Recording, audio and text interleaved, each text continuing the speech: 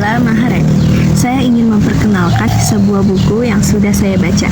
Buku ini berjudul Demokrasi Tanpa Nalar, Menjalankan Kekuasaan Minus Akal Sehat. Ditulis oleh Lutfi J. Kurniawan dan diterbitkan oleh Intrans Publishing pada tahun 2022.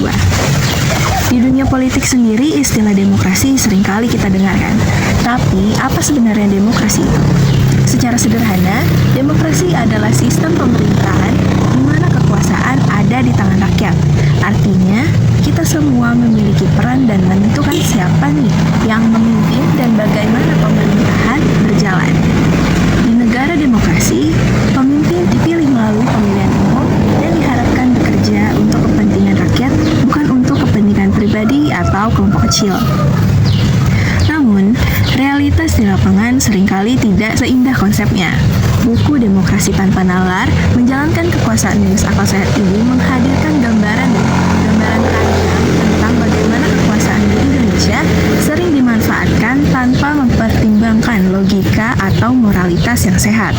Penulisnya membongkar berbagai remah-remah proses demokrasi yang seharusnya menjadi landasan kekuasaan yang adil dan bertanggung jawab, namun seringkali terdistorsi oleh kepentingan politik, korupsi, dan kurangnya pertanggungjawaban.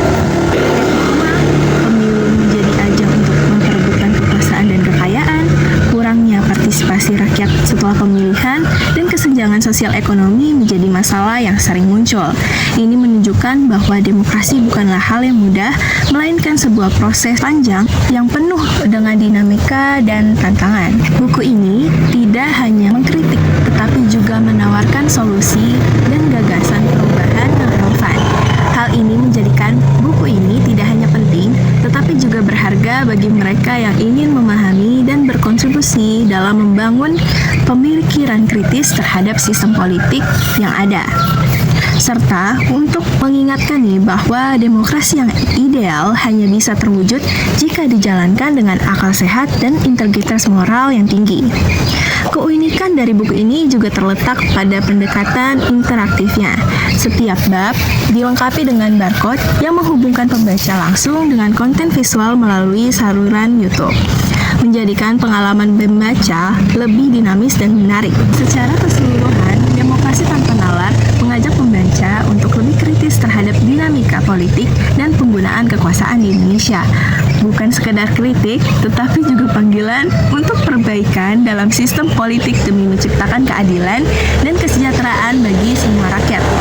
Dengan membaca buku ini, kita semua akan mendapatkan pemahaman yang lebih dalam tentang tantangan dan potensi dalam membangun demokrasi yang sejati di Indonesia. Jadi, jangan kelewatan kesempatan untuk menjelajahi lebih dalam isi buku ini ya. Baik secara tradisional, baca langsung seperti ini, maupun melalui media digital. Oke, sekian bincang-bincang dengan aku kali ini. Terima kasih.